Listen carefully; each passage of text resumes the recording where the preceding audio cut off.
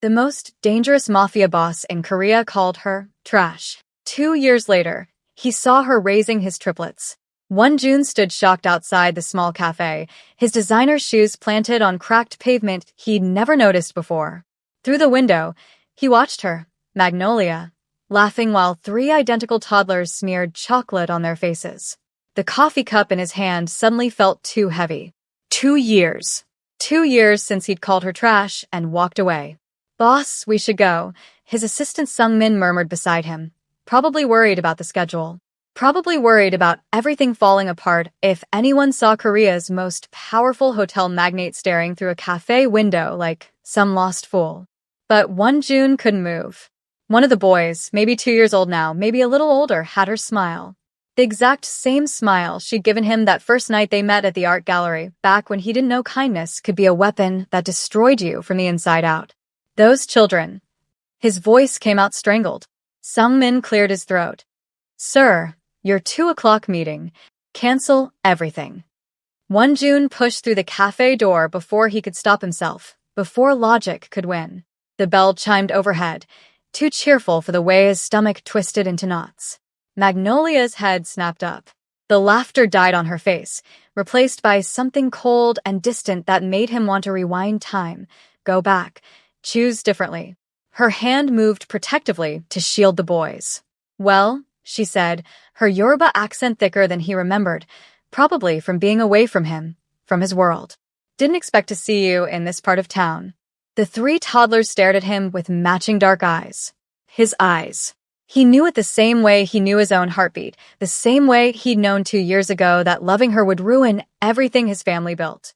"Magnolia, Words failed him. Hwang Jun, who negotiated billion-won deals over breakfast, couldn't string together a sentence.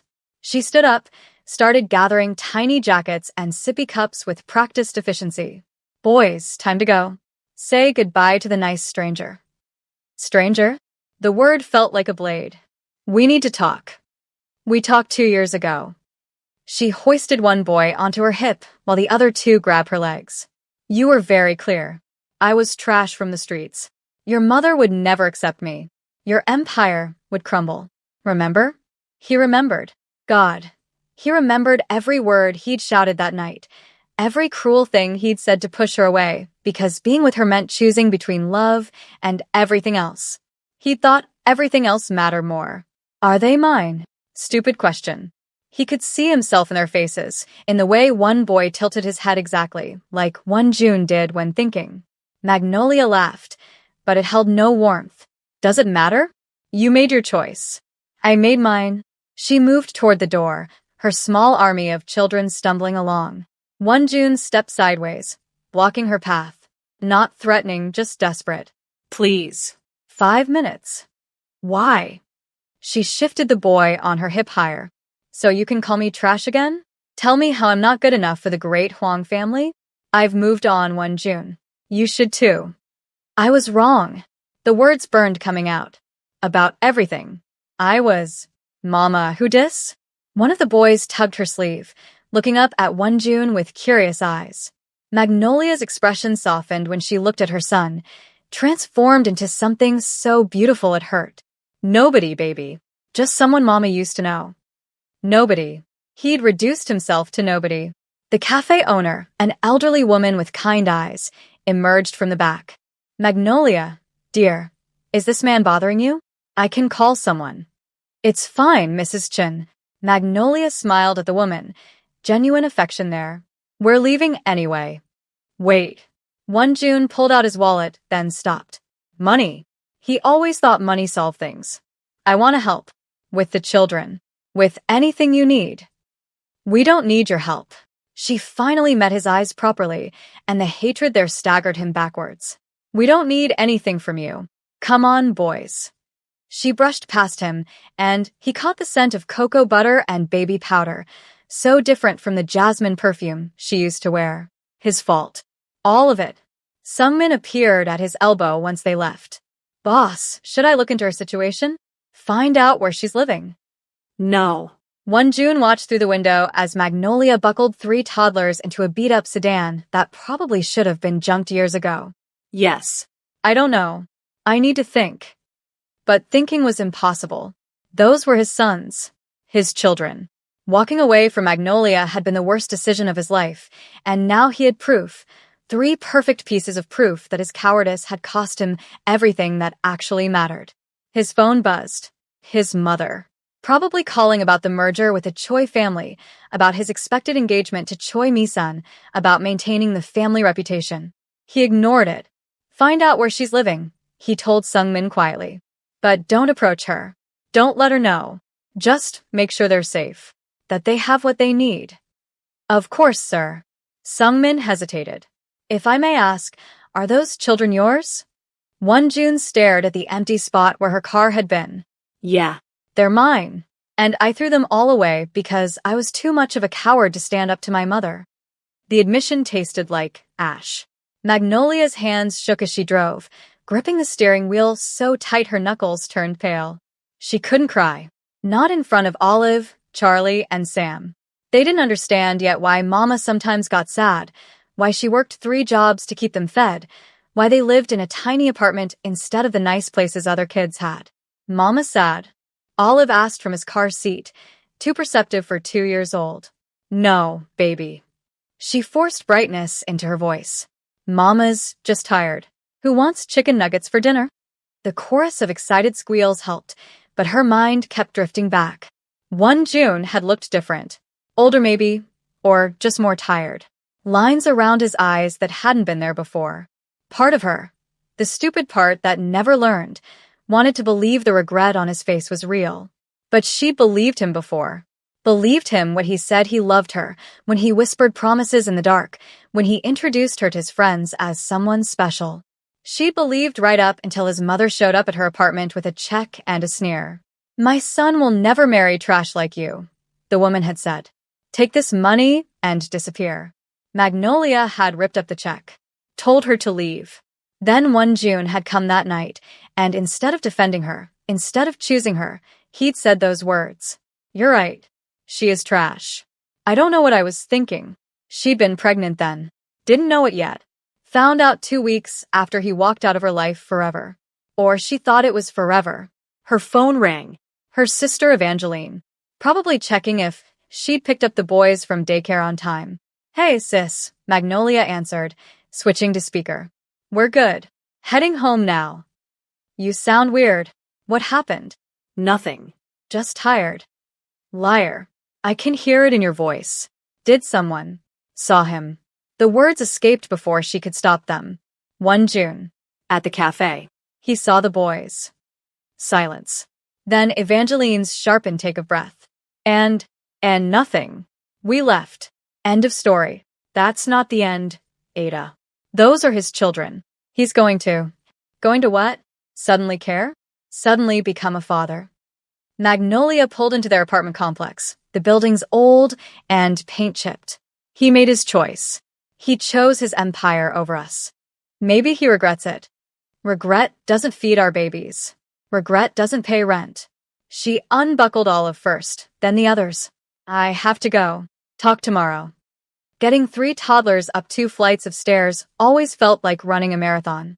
By the time she got them inside, fed them, bathed them, and tucked them into the 1 bedroom they all shared, exhaustion had seeped into her bones. She collapsed on the couch, a second-hand thing from a thrift store, and finally let herself feel everything.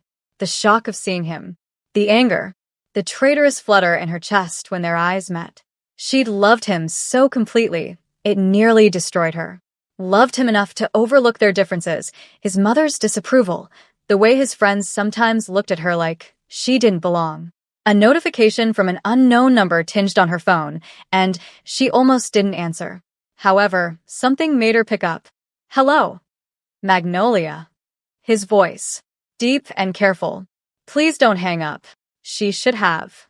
Every smart part of her brain screamed to end the call, block the number, forget he existed. But her finger wouldn't move to disconnect. How did you get my number? That doesn't matter.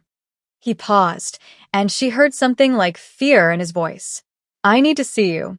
Really see you. Talk properly. We have nothing to talk about. I have 3 sons I didn't know existed. His voice cracked slightly. We have everything to talk about. You didn't want to know. She stood up, pacing her small living room. You walked away. You called me. I know what I called you. He sounded wrecked. I know what I said. I was wrong. I've been wrong for 2 years, and I'm asking for a chance to make it right. Make it right. Anger bubbled up, hot and fierce. You think you can just show up and fix everything? Where were you when I was pregnant and scared? Where were you when I gave birth alone? Where were you for every sleepless night, every fever, every time they asked why they don't have a daddy? Silence stretched between them. She could hear him breathing, could almost feel him grappling with words that wouldn't come. I didn't know, he finally said. You didn't tell me. You didn't give me a chance to tell you anything. She sank back onto the couch. You threw me away like I meant nothing. Like what we had was nothing. It wasn't nothing. His voice dropped lower. It was everything. That's why I ran. I was terrified of choosing wrong, of letting down my family, and I made the worst choice possible. I let you go. Well, congratulations. You got what you wanted. Your perfect life without trash like me in it. My life isn't perfect. It's empty. He hesitated. Please. One meeting. Let me see them properly. Let me. No. She cut him off. You don't get to decide this anymore. Those boys are mine. I raised them. I sacrificed everything for them. You're just someone who shares their DNA. Magnolia. Good night, 1 June. She ended the call, then immediately burst into tears she'd been holding back since the cafe. This wasn't fair. She'd moved on. She'd built a life, small and struggling maybe, but hers. And now he crashed back in, stirring up feelings she'd buried deep. A soft knock on her door made her jump. She wiped her face, checked the peephole. Her neighbor Tandy stood there holding a casserole dish. Saw you come and looking stressed, Tandy said when Magnolia opened the door. Made extra jollof rice. Figured you could use it. The kindness broke something inside her, and fresh tears spilled over. Tandy immediately pulled her into a hug. Careful with the casserole. Boy trouble? Tandy asked. Man trouble. Terrible man trouble. They sat together while Magnolia spilled everything. The relationship, the breakup, seeing him today. Tandy listened without judgment, occasionally making supportive noises. So, what are you going to do? Tandy asked when she finished. Nothing. Keep living my life. Protect my boys. And if he doesn't give up? Magnolia hadn't thought about that. What if 1 June kept pushing? He had resources she couldn't imagine, connections everywhere. If he wanted access to his sons, could she really stop him? Then I'll deal with it, she said, more confidently than she felt. But sleep didn't come easy that night. She kept thinking about the look on his face at the cafe, the way his voice broke on the phone. Part of her, the foolish part, wondered if people could actually change. 1 June sat in his penthouse office, Seoul's skyline glittering beyond floor-to-ceiling windows. Sungmin had delivered the report an hour ago. Magnolia lived in a rundown complex in Itaewon, worked as a translator during the day, and did freelance graphic design at night. The boys went to a small daycare that cost more than she could afford. Her sister helped when possible, but money was always tight. She was drowning, and it was his fault. The engagement party is scheduled for next week. His mother's voice cut through his thoughts. She'd let herself into his office without knocking, as usual. The Choi family expects your full commitment. I'm not marrying Misun. He said it without looking at her. Excuse me? You heard me. He finally turned. I'm not marrying her. I'm not marrying anyone you choose. His mother's perfectly made-up face tightened. We've discussed this. The merger requires. Find another way. He stood, suddenly tired of this office, this life, these expectations. I'm done pretending I care about any of it. Is this about that African girl? His mother's voice dripped disdain. I heard you were spotted at some low-class cafe today. Please tell me you're not foolish enough to. Her name is Magnolia. Each word came out sharp as glass. And she's the mother of your 3 grandsons. His mother went pale. What? I have sons. 3 of them. And before you say anything, before you offer money or threaten lawyers, understand this. I already destroyed the best thing in my life, because I listened to you. I won't make that mistake twice. Grandsons. She sank into a chair, actually looking shaken. When? How? 2 years ago. When I walked away like you demanded. He moved to the window. Couldn't look at her. She was pregnant. I didn't know, but that doesn't matter. I should have fought for her. I should have chosen her. 1 June. Think about what you're saying. The scandal. I don't care about scandal. He turned back. I care about my sons. I care about the woman I loved enough to give up, and I'm going to spend the rest of my life earning her forgiveness. His mother stood slowly. The family won't accept this. Then the family can disown me. He'd never felt more certain. I'll give it all up. The company, the money, everything. I don't need any of it if I can have them. You're being ridiculous. You can't just. Watch me. He grabbed his coat. Now, if you'll excuse me, I have more important things to do than plan a wedding that's never going to happen. He left her standing there, probably in shock. Good. Let her be shocked. Let them all be shocked. Sungmin waited by the elevator. Sir, where are we going? To fix the biggest mistake I ever made. 1 June pressed the button for the parking garage. And I don't care how long it takes. 3 days passed before 1 June worked up the courage to approach again. He found Magnolia at a small park, watching the triplets play on worn swings and a rusty slide. She saw him coming and immediately tensed. Please don't run, he said, stopping several feet away. I just want to talk. I told you. I broke off my engagement.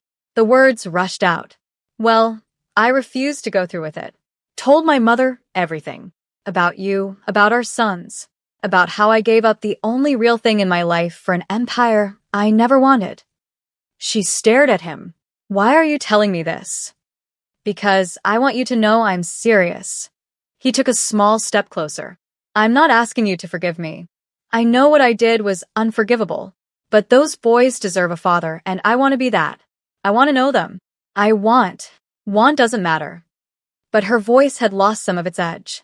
You can't just show up after 2 years and expect. I don't expect anything. He watched the boys, his heart aching. I'm just asking for a chance. Let me prove I've changed. Let me be there for them, even if you never forgive me. One of the triplets, Sam, he'd learned from Sungmin's report, ran over to Magnolia. Mama, thirsty. She pulled a juice box from her bag, handed it to him. The casual intimacy of it, the practiced way she knew what they needed, hurt more than anything. That's Sam, she said quietly. The one who just ran over. He's the youngest by 3 minutes. Always thirsty. Always hungry. It was an olive branch. Small but there. And the others? 1 June asked carefully. Olive is on the swings. He's fearless. Would climb anything if I let him. Charlie is on the slide. He's quieter. Likes to observe before jumping in. They're beautiful. His voice caught. Just like their mother. Magnolia looked away. Don't do that. Don't try to charm me.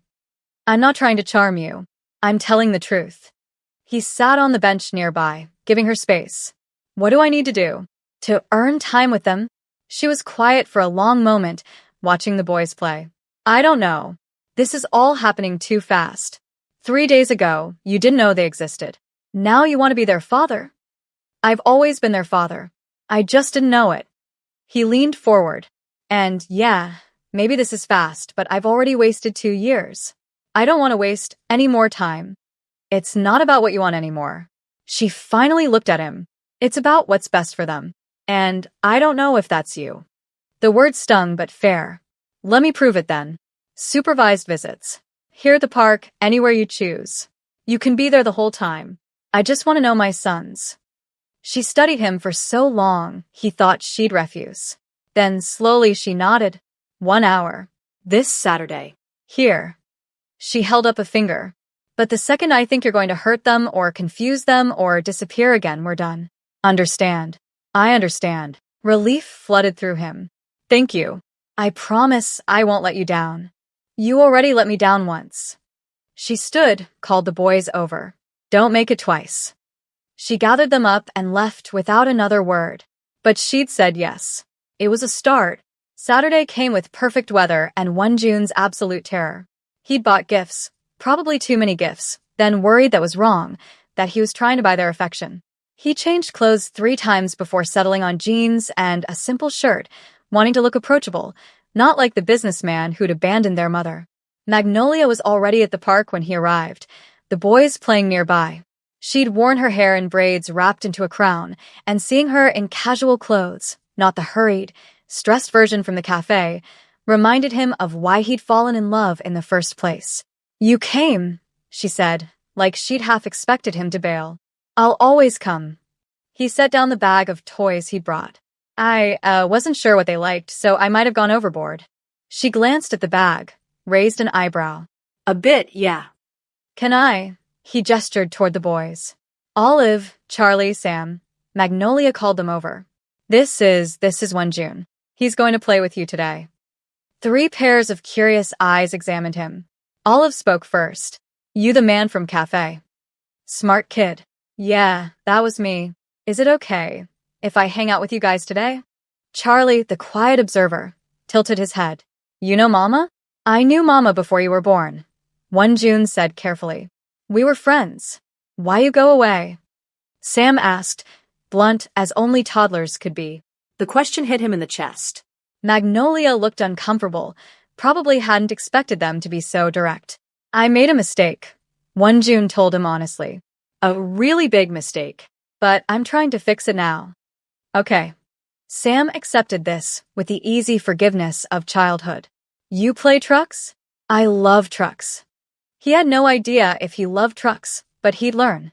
The next hour passed faster than any business meeting ever had. Olive showed him how to build the best sandcastle, though most of the sand ended up in 1 June's hair.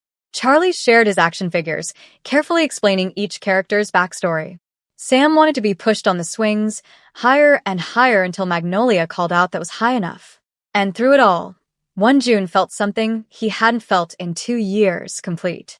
Like pieces of himself he didn't know were missing had suddenly clicked back into place. "Time's up," Magnolia announced too soon. "Already?" Olive protested. "But we not done with the castle."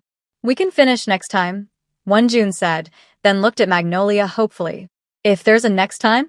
She hesitated, then nodded. "Maybe. We'll see." The boys groaned about leaving but hugged 1 June goodbye without prompting, which made his eyes burn with unexpected emotion. After they left, he sat on the bench alone, trying to process everything. Those were his sons, his children, and he'd missed 2 years of their lives because he'd been a coward. His phone rang. His mother. He considered ignoring it, but eventually answered. "You need to come home," she said without preamble. "We need to discuss this situation." "There's nothing to discuss. Those are my sons, and I'm going to be in their lives." "Don't be naive." Her voice turned cold. "Do you think that woman won't use them against you? Ask for money, threaten scandal." Magnolia isn't like that. Everyone is like that when money's involved. His mother sighed. "If you insist on this foolishness, at least do it properly. Establish paternity legally. Set up support payments. Get custody arrangements in writing. I'm not taking her to court. I'm not suggesting you take custody. I'm suggesting you protect yourself and provide for your children properly." She paused. "Whatever else you think of me, 1 June, I'm not suggesting you abandon them. I'm suggesting you be smart about this." It was the most reasonable she'd been about the entire situation. "I'll think about it. Think quickly. The Choi family is threatening to pull out of several joint ventures. Your stubbornness is costing the company millions. Then let it cost millions." He ended the call, tired of business, tired of obligations that didn't matter. What mattered was the way Olive had grabbed his hand to show him the swings. The way Charlie had quietly explained his toys. The way Sam had laughed when 1 June made funny faces. That was real. Everything else was just noise. Magnolia watched 1 June from her bedroom window. He'd parked across the street, just sitting in his car. Not approaching, not bothering them, just there. He'd been doing this for 3 days now, showing up around dinner time and sitting until the lights went out. "He's persistent," Evangeline said from behind her. "You have to give him that." "Persistence doesn't erase the past." "No, but maybe it means something." Her sister moved to stand beside her. "The boys won't stop talking about him.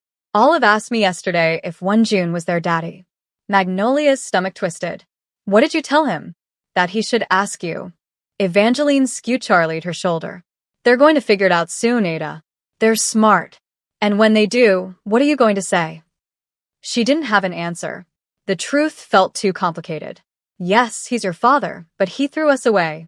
Yes, he's here now, but who knows for how long. Her phone buzzed. A text from June. I know you can see me. I'm not trying to be creepy. Just wanted to be close to them, even like this. I'll leave if you want. Against her better judgment, she texted back. Why are you really here? His response came quickly, because I spent 2 years trying to forget you and them without knowing they existed. Now that I know, I can't be anywhere else. Her heart did something stupid and painful in her chest. She texted, this is weird. Go home. One more message from him. Okay, but I'll be back tomorrow. Same time. I'm not giving up. She watched his car pull away, feeling something she couldn't quite name. Not forgiveness, not yet, but something softer than the anger she'd been carrying. What are you going to do? Evangeline asked. I don't know. Magnolia turned away from the window. He's trying, I can see that. But trying doesn't mean I should trust him again. Maybe trust isn't the goal right now. Maybe just letting him try is enough.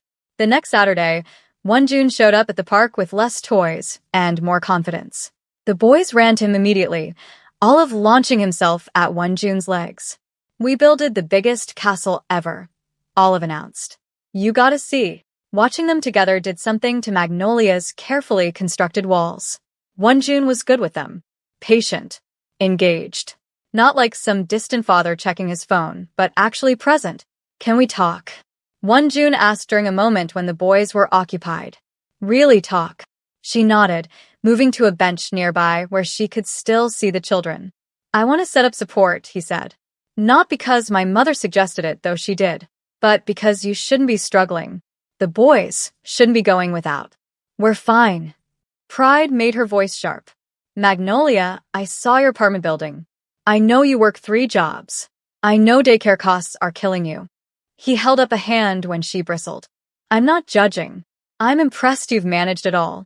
But you don't have to manage alone anymore. I don't want your money. It's not my money. It's their money.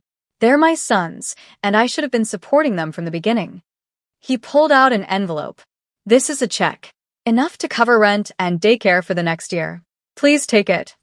She stared at the envelope like it might bite her. And what do you want in return? Nothing. He set it on the bench between them. Okay, that's a lie. I want more time with them. I want to be their father. But the money isn't conditional. Even if you tell me to disappear again, they still deserve support. Something in his voice made her believe him. She picked up the envelope slowly. This is a lot of money. It's what I should have been giving all along. He watched the boys play. I missed their first words.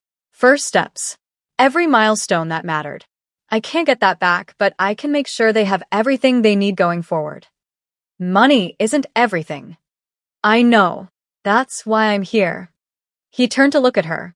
I don't just want to send checks, Magnolia. I want to be there. For scraped knees and bedtime stories and everything in between. That's a big commitment. Your business can manage without me being there every second. He smiled slightly. Turns out most of what I thought was essential was actually just me being controlling. I've delegated, hired better people, made space for what actually matters. And what matters? She had to ask. This. He gestured at the boys, at her, at the moment. Them. You. Getting a second chance I definitely don't deserve. Before she could respond, Charlie ran over. Mama, I'm hungry. I know, baby. We'll eat soon. There's a good restaurant near here, June said carefully. All of us could go. If you want. My treat. Magnolia hesitated. Going to dinner felt too much like a family, too much like forgiveness. But the boys were hungry and she was tired, and maybe, just maybe, she could allow this one small thing. Okay, she said. But this doesn't mean. I know. He stood, offering his hand to help her up. She didn't take it, but he didn't look offended. It's just dinner. Except it wasn't just dinner.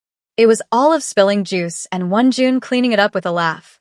It was Charlie showing June his favorite food. It was Sam falling asleep against June's shoulder, completely trusting. It was everything Magnolia had imagined in her weakest moments, and it terrified her more than anger ever could. 2 months flew past like a bird in the sky. June showed up every Saturday without fail, sometimes during the week too. He learned their routines, their favorite foods, which songs helped them sleep. He attended Olive's school presentation, sat through Charlie's doctor appointment, held Sam through a nightmare. And slowly, despite every wall Magnolia had built, she felt them crumbling. He's different, she admitted to Evangeline one evening. From before, I mean. More grounded somehow. Maybe losing you changed him. Evangeline looked up from helping Olive with a puzzle. Or maybe he's finally showing you who he really is. I don't know which scares me more. The truth was, parts of the old June were still there. The thoughtfulness, the dry humor, the way he listened like every word mattered. But something fundamental had shifted. He didn't check his phone constantly. He didn't flinch when the boys got messy. He'd shown up to their apartment once in a designer suit because of a meeting, and by the end of the visit, it had paint stains and sticky fingerprints. He hadn't seemed to care at all. "Mama," Olive said during dinner one night, completely out of nowhere, "is June our daddy?" Magnolia nearly choked on her rice. Evangeline's eyes went wide. "Why do you ask that, baby?"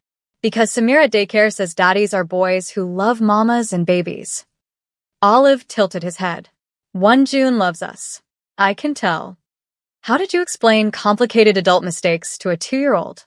How did you say, yes, he's your father, but he hurt me so badly I'm scared to trust him again?"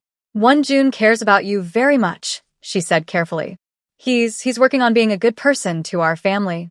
"So, he is our daddy?" Charlie chimed in, always the one to push for clear answers. "Yeah," Magnolia said quietly. "He is." "Cool," Sam said, completely unbothered. "Can I have more chicken?" And just like that, it was settled in their minds. But Magnolia's mind spun with implications. She needed to tell June they knew. She needed to figure out what came next.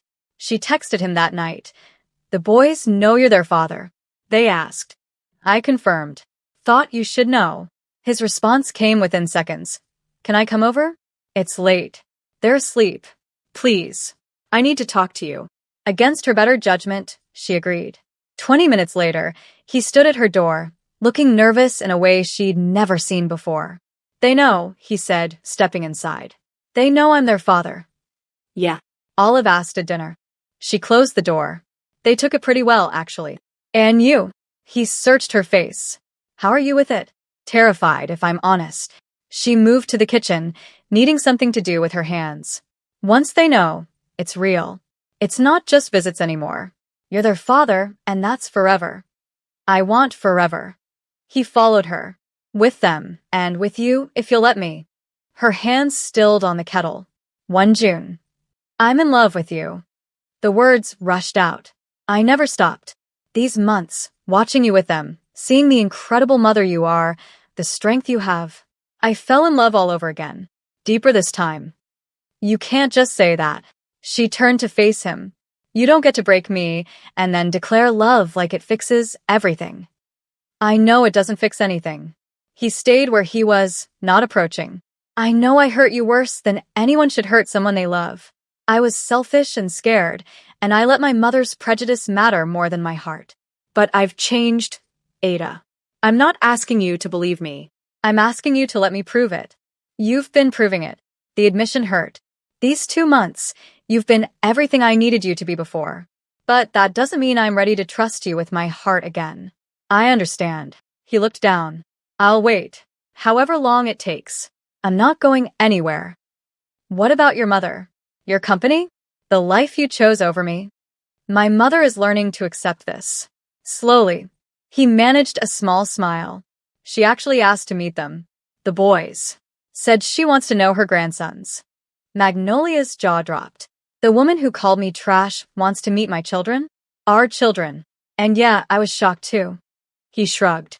"I told her she had to apologize to you first. Really apologize. She's still working up to it. I don't need her apology. But maybe she did, just a little. You deserve it anyway." He took one step closer. "You deserve everything I didn't give you before. And I'm going to spend the rest of my life making sure you get it." The doorbell rang, making them both jump. Magnolia checked the peephole, and her blood went cold. Choi Mi-sun stood in the hallway, dressed impeccably and looking furious. Did you know she was coming? Magnolia asked. Wonjun looked confused. Mi-sun? No. I haven't spoken to her since I called off the engagement. Magnolia opened the door slowly. Can I help you? You. Mi-sun looked her up and down with barely concealed disgust. You're the reason Wonjun humiliated my family. Mi-sun, leave. Wonjun moved to stand beside Magnolia. This is inappropriate. Inappropriate is breaking our engagement for some.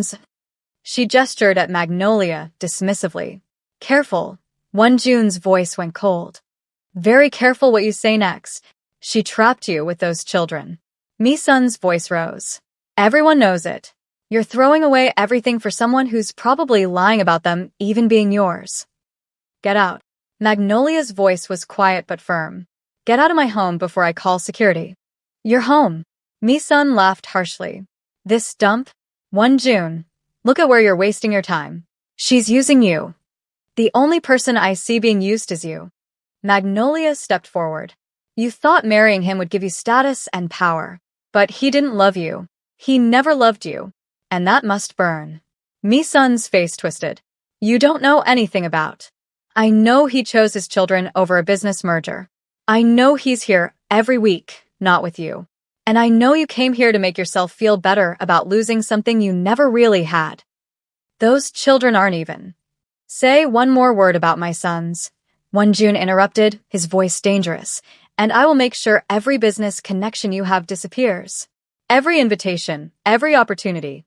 I'll destroy the Choi family's reputation piece by piece until there's nothing left. Mi-sun went pale.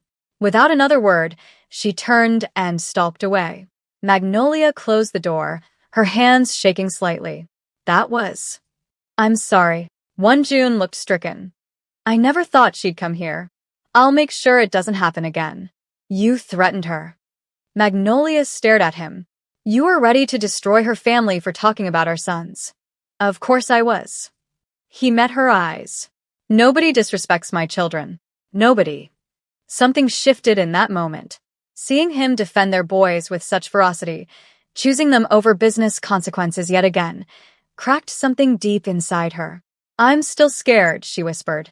I know. He reached out slowly, giving her time to move away. When she didn't, he gently took her hand. But I'm here, and I'm not leaving. Not for my mother, not for me, son. Not for anyone. A small voice called from the bedroom. Mama? They both moved toward the sound. Olive stood in the doorway, rubbing his eyes. I heard yelling. Everything's okay, baby. Magnolia scooped him up. Just someone at the wrong door. Wonjun here. Olive perked up. I'm here, buddy. Wonjun ruffled his hair. You should be sleeping, though. Will you stay? Olive asked. Till I sleep again? Wonjun looked at Magnolia. She should say no. She should maintain boundaries. But instead, she nodded.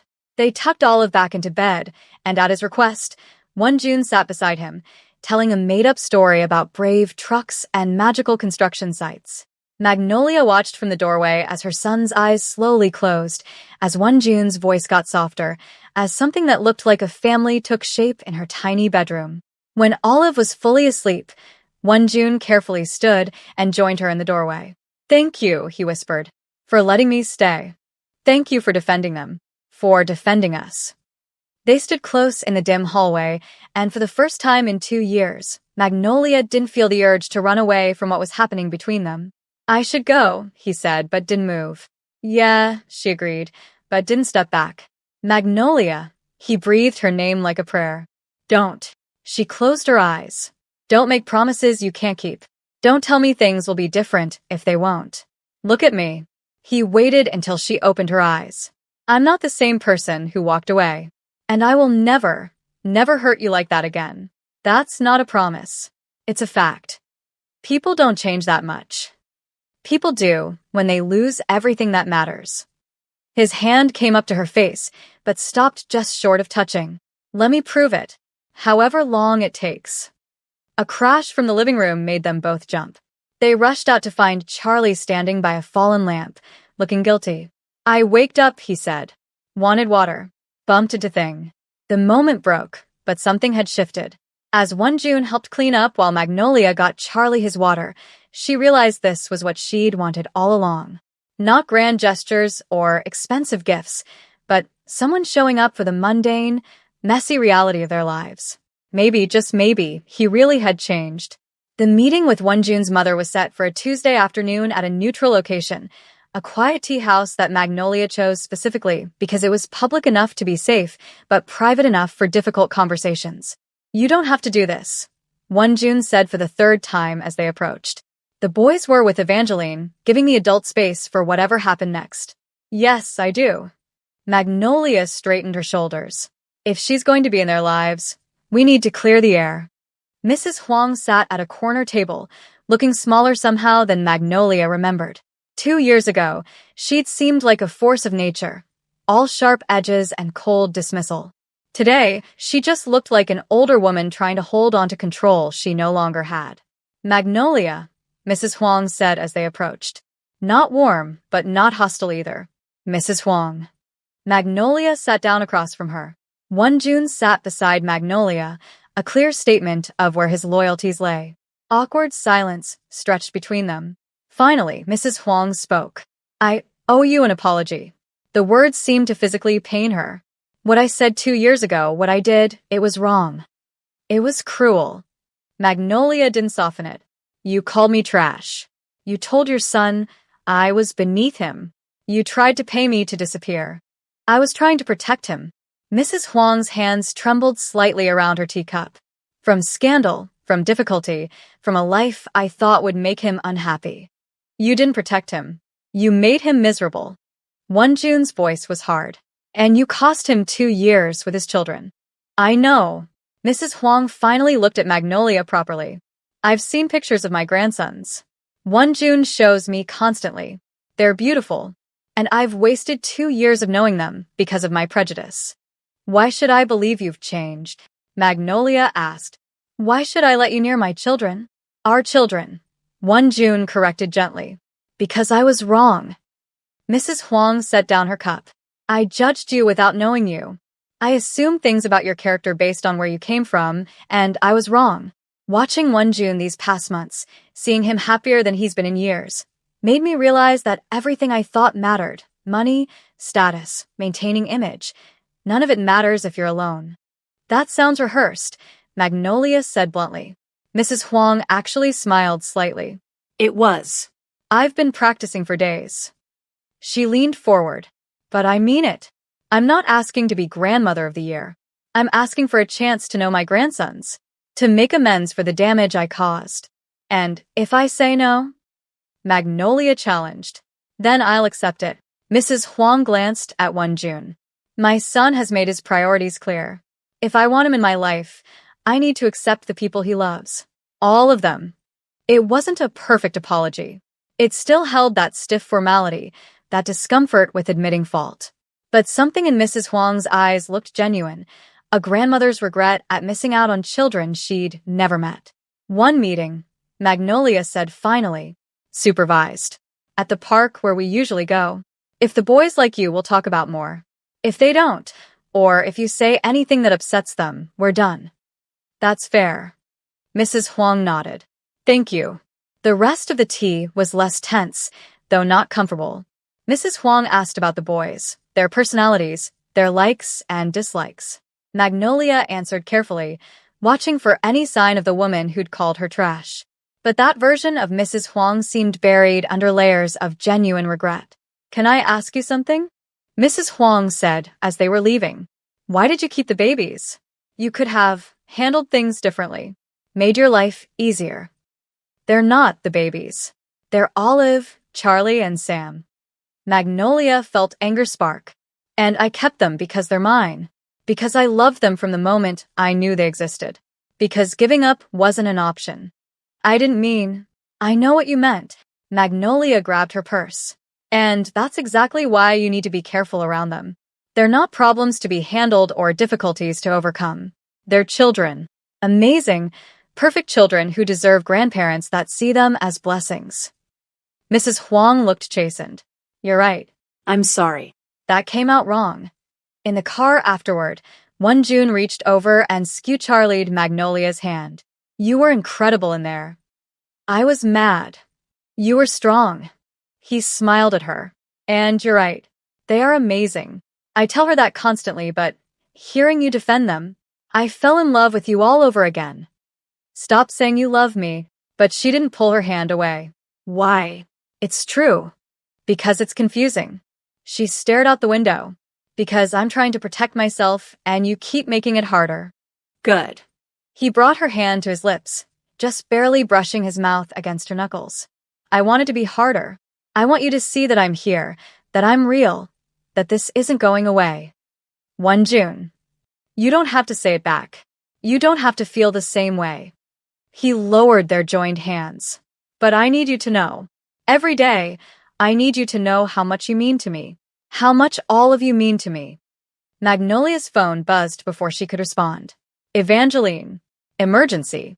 Come home now. Her heart stopped. Something's wrong with the boys. Drive faster. June didn't hesitate, cutting through traffic in a way that probably wasn't legal, but Magnolia didn't care. They reached her apartment in record time, both of them running up the stairs. Evangeline met them at the door, looking frantic. It's Sam. He's burning up. Fever spiked suddenly. I called the pediatrician, but they said to take him to the emergency room if it goes above 103. It's at 104. Magnolia pushed past her. Sam lay on the couch, flushed and crying weakly. She scooped him up, feeling the heat radiating from his small body. I'll drive, June said immediately. Evangeline, can you stay with Olive and Charlie? Of course. Go. Hurry. The ride to the hospital was a blur. Magnolia sat in back, holding Sam, whispering reassurances while terror clawed at her throat. June drove with controlled urgency, one hand reaching back periodically to touch her knee, grounding her. He's going to be okay, he kept saying. He's going to be fine. At the emergency room, everything happened fast. Nurses took Sam back immediately while a doctor peppered Magnolia with questions she could barely answer through her panic. June stayed beside her, his hand on her back, his presence the only thing keeping her from falling apart completely. We're giving him fever reducers, a doctor explained. Running tests to determine the cause. Most likely a virus, but we want to be thorough. The waiting was torture. Magnolia paced the small room where they'd been told to wait, unable to sit still. June watched her with worried eyes. This is my fault, she said suddenly. I should have noticed earlier. Should have checked his temperature. Should have. Stop. June stood, catching her mid-pace. This isn't your fault. Kids spike fevers. It happens. But I'm his mother. I should have. You're an incredible mother. He gently guided her to a chair. The best mother. And Sam is going to be fine, because you got him here in time. She collapsed into the chair, and suddenly she was crying. All the stress of the day, of the past months, of 2 years of doing everything alone, came pouring out. I can't lose him, she sobbed. I can't lose any of them. They're everything. They're all I have. You're not going to lose him. June knelt in front of her. And you're not alone anymore. I'm here. I'm not going anywhere. She grabbed onto him, needing something solid, something real. He held her while she cried, one hand stroking her braids, murmuring reassurances that might have been Korean or English. She couldn't tell and didn't care. The doctor returned 20 minutes later. Good news. The fever's responding to medication. Looks like a particularly aggressive virus, but nothing serious. We'd like to keep him for observation tonight, but he should be fine to go home tomorrow. Relief hit like a physical force. Magnolia sagged against June, who steadied her. Can we see him? June asked. Of course. Right this way. Sam looked tiny in the hospital bed, connected to N4, but his color was better. He managed a weak smile when he saw them. Mama. Daddy. Magnolia's breath caught. It was the first time he'd called June that. She looked at June, saw tears streaming down his face. Hey, buddy. June's voice broke. How are you feeling? Sleepy. Sam's eyes drooped. You stay? We both will, Magnolia promised, moving to his bedside. Right here all night. And they did. Magnolia on one side of the bed, June on the other, both refusing to leave even when the nurses offered to bring cots. They held Sam's small hands while he slept, watched his breathing, memorized the steady beep of monitors that said he was okay. Around 2 a.m., when the hospital was quiet and Sam was sleeping peacefully, June spoke. "I missed so much," he said quietly. "And tonight, watching you fall apart because you love them so much, seeing how terrified you were, I realized I could have missed this too. I could have missed being here for this, for all of it. You're here now." Magnolia looked at him across their sleeping sun. "That's what matters. Is it enough? Me being here now." She thought about it, really thought about it. Thought about the past 2 months, about him showing up consistently, about him defending them against Mi-sun, about him driving through traffic because their son needed help. "Maybe," she said honestly. "Maybe it's starting to be enough." Hope flickered in his eyes. "Just starting. Rome wasn't built in a day, June." But she smiled slightly. "You hurt me badly. Trust takes time to rebuild. I have time."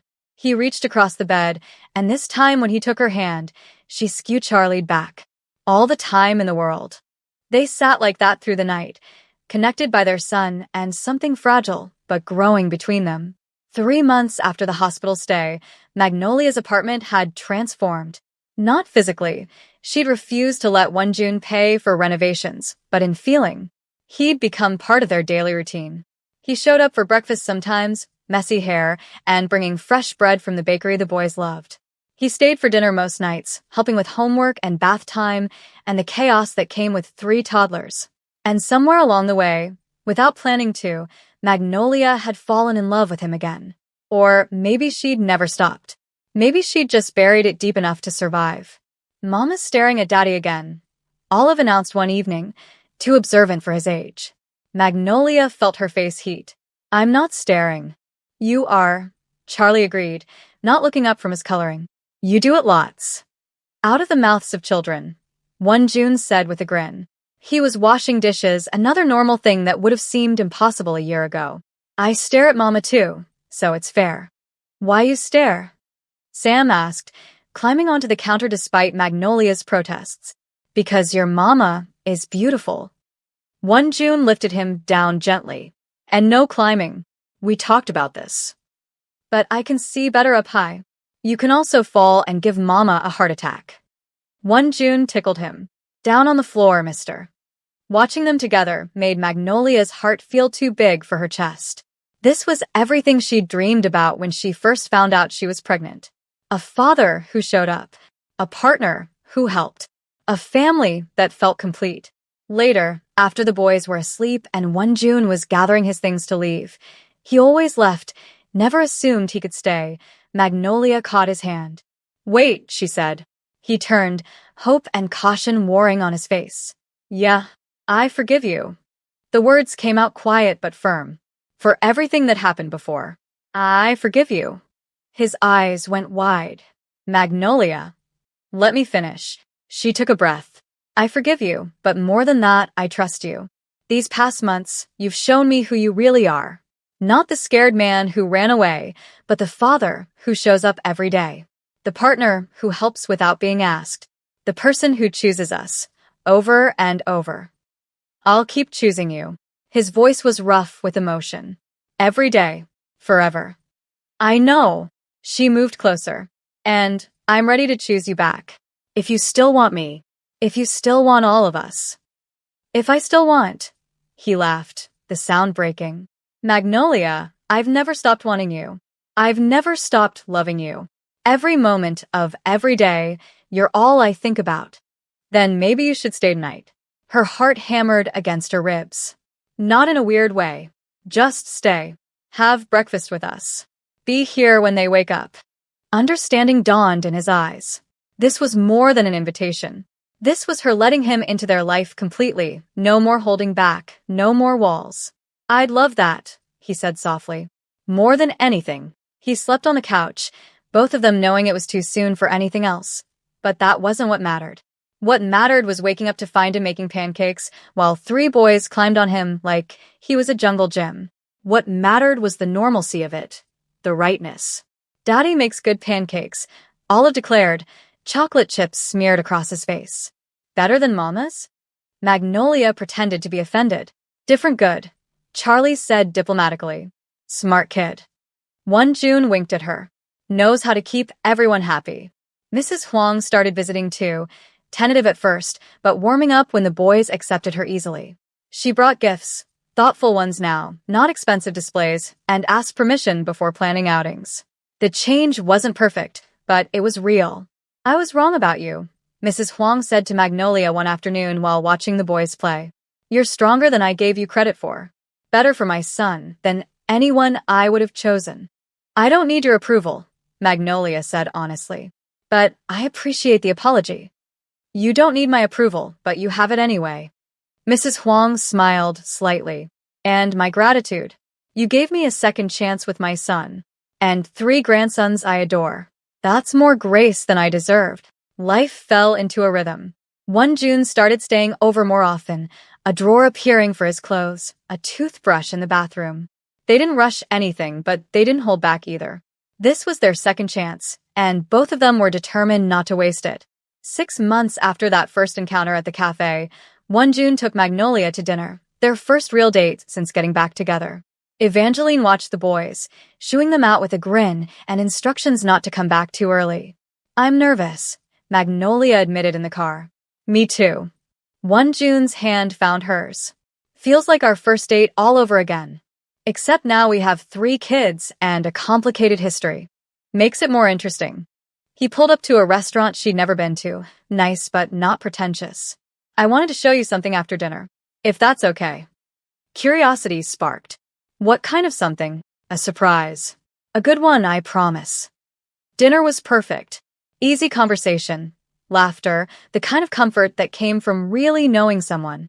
And when June drove them to a quiet neighborhood after, Magnolia grew more curious. Where are we? You'll see. He parked in front of a house, decent-sized, with a yard and good bones. Come on. He led her to the front door, pulled out a key. Inside, the house was empty but clean, moonlight streaming through windows. I bought it, he said quietly. Or I'm in the process of buying it. There's a bedroom for each of the boys.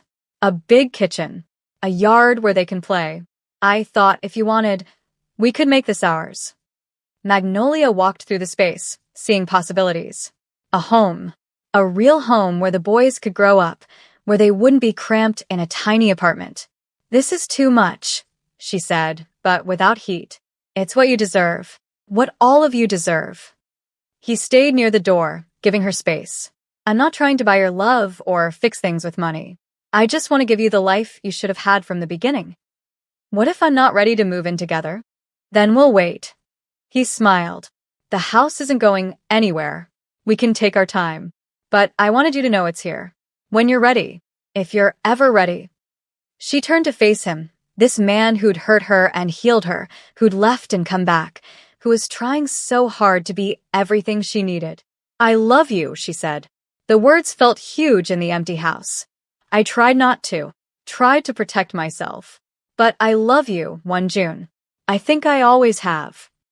He crossed the space between them in 3 strides. Say it again. I love you. She laughed. Even though you broke my heart. Even though you made me so angry. I love you. He pulled her close, not sudden or demanding, just gathering her in like she was precious. They stood like that in the empty living room, holding each other, while moonlight painted patterns on the floor. I love you too, he murmured against her hair. More than I thought it was possible to love anything. You, and those 3 perfect boys, you're my whole world. We come as a package deal, she teased. Good. He pulled back to look at her. I wouldn't want it any other way. They stood there planning futures and dreaming out loud about what the house could become. About birthday parties in the yard and holidays around a real dining table. About growing old together while their sons grew up. Marry me, June said suddenly. Magnolia's breath caught. What? I know it's fast. I know we're still rebuilding. But I don't want to wait anymore. He didn't have a ring, didn't drop to one knee, just held her hands and spoke from his heart. I want forever with you. I want to be your husband and their father legally and every other way. I want everyone to know you're mine and I'm yours. You're crazy, she whispered. Crazy about you. He smiled. So, what do you say? Will you marry me? Take your time. Think about it. No pressure. But know that I'm sure. I've never been more sure of anything. Magnolia thought about the past 2 years. The pain, the struggle, the loneliness of doing everything alone. Then she thought about the past 8 months. His consistency, his love, his dedication to their boys, and to earning her trust back. Yes, she said, surprising herself. Yes, I'll marry you. His smile could have lit the whole city. He spun her around in the empty house, both of them laughing like kids. We should tell the boys, she said when he set her down. Tomorrow. He kept his arms around her. Tonight, let's just be us. Just Magnolia and one June, figuring out forever. They sat on the floor of their future living room, backs against the wall, talking until sunrise. About wedding plans and combining families. About fears and hopes and everything in between. And when light started filtering through the windows, they drove back to Magnolia's apartment to wake up 3 boys with news about their new house and their parents getting married. The squeals of joy could probably be heard 3 floors down. Mrs. Huang cried when they told her, actual tears of happiness. She hugged Magnolia, really hugged her, and whispered another apology that felt genuine. Evangeline planned the wedding with efficient joy, bulldozing through details while Magnolia floated through preparations in a happy daze. It would be small, just family and close friends. The boys would be ring bearers, probably causing chaos, and Magnolia wouldn't have it any other way. The wedding day came with perfect weather. Magnolia wore a simple white dress, not traditional, not extravagant, just beautiful. Olive, Charlie, and Sam wore matching suits and looked so handsome she cried doing their hair. Mama pretty, Sam said, touching her dress carefully. You cry happy? Charlie asked, tilting his head. Very happy. She kissed each of their foreheads. The happiest. Daddy's gonna cry too, Olive predicted. He cries lots now. He was right. When Magnolia walked down the makeshift aisle in Mrs. Huang's garden, one June openly wept. His mother had to hand him tissues while their guests chuckled warmly. You look. He trailed off when she reached him. There aren't words. Try, she whispered. Perfect. You look perfect. And I'm the luckiest man alive. The ceremony was short and sweet. They'd written their own vows, keeping them simple. I promise to choose you every day, one June said, voice thick with emotion. To choose our family, our love, over everything else. I promise to be the partner you deserve, the father our sons need. I promise to never walk away again. I promise to trust you, Magnolia said through tears. To believe in us even when it's hard. I promise to build a life with you, raise our boys together, and love you through everything. I promise to remember that people can change, can grow, can become better than they were. When they were pronounced married, the boys cheered louder than anyone. One June lifted Magnolia slightly, both of them laughing and crying and completely wrapped up in a moment. The reception was chaos and joy.